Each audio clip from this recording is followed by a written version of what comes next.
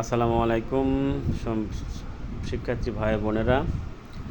আজকে দৈনিক শিক্ষা .com থেকে এই প্রতিবেদনটা নেওয়া।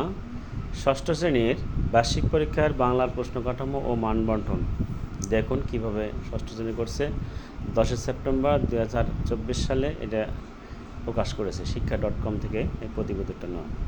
ষষ্ঠ শ্রেণীর বার্ষিক পরীক্ষার পরিমার্জিত প্রশ্ন কাঠামো, মানবন্টন ও মূল্যায়ন নির্দেশিকা প্রকাশ করেছে জাতীয় শিক্ষাক্রম ও পাঠ্যপুস্তক বোর্ড NCTB। প্রতিটি বিষয়ে শিক্ষণকালীন মূল্যায়নের গুরুত্ব 30%, বার্ষিক সামষ্টিক মূল্যায়নের গুরুত্ব 70% রেখে এই নির্দেশিকা প্রকাশ করেছেন।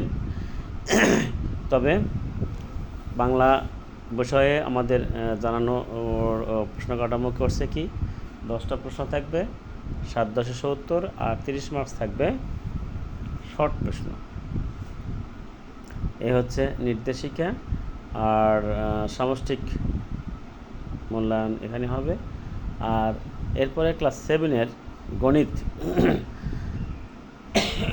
ক্লাস 7-এর গণিতটা একটু দেখায়। মঙ্গলবার এনসিউ গণিত সূত্র আমাদের বার থেকে জানিয়েছে ষষ্ঠ শ্রেণী বাংলা বিষয়ের প্রশ্ন কাঠামো ও মানবন্টন গণিতেরটা আমি মোটামুটি আপনাদের দেখানোর জন্য বলেছি, আমি দিয়েছি, দেখলে বুঝতে পারবেন। এই ভিডিওটা শুধু আপনাদের জন্যই, শিক্ষার্থীবৃন্দরা দেখবে এবং শেয়ার করবে। এই প্রশ্ন কাঠামো ষষ্ঠ শ্রেণীর সাথে সাথে ষষ্ঠ শ্রেণী বাংলা বিষয়ের প্রশ্ন কাঠামো, মানবন্টন ও ক্লাস 7-এর সপ্তম শ্রেণীর প্রশ্নের শুধুমাত্র গণিতের আমি আপলোড করেছি ইউটিউব, ফেসবুক দুইটাতেই।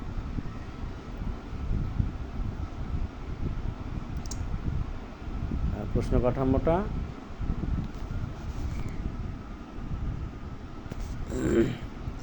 প্রথমত সামষ্টিক মূল্যায়ন, প্রশ্নের ধারা ও মানবন্টন। বহু নির্বাচনী প্রশ্ন, এক কথায় উত্তর। 15টির মধ্যে 10টি দিতে হবে। 15টির মধ্যে 15কে 15, 10কে 10, এক কথায় 10কে 10 মার্কস। এরপরে থাকবে সংক্ষিপ্ত প্রশ্ন উত্তর 13টি, 13 উত্তর দিতে হবে 13টি, নাম্বার থাকবে 13 নাম্বার। এরপর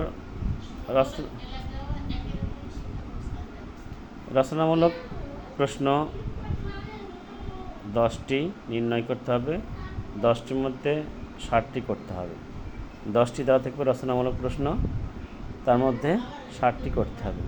তার মানে আমরা 2012 সালে যেভাবে করে আসছি ঠিক সেইভাবেই এটা প্রশ্নের অবকাঠামোগুলো দেখানো হয়েছে, কীভাবে প্রশ্নগুলো হবে, কোনটার পর কোনটা প্রশ্ন থাকবে, মান বন্টন করে দেওয়া হয়েছে।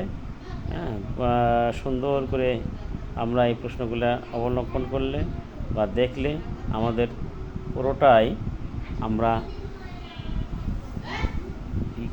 সিলেবাসটা কভার করতে পারবো। তবে আমরা চেষ্টা করব সম্পূর্ণটা করার জন্য। এ হচ্ছে আমার দিক নির্দেশনা। আর ভিডিওটা ভালো লাগলে অবশ্যই সাবস্ক্রাইব করবেন, শেয়ার করবেন, ফলো দিবেন। আর প্রত্যেক শিক্ষার্থীর জন্য শুভকামনা রইল। ভালো থাকো ও থাকেন, সুস্থ থাকেন। সবাইকে অভিনন্দন এই চ্যানেলটা দেখার জন্য।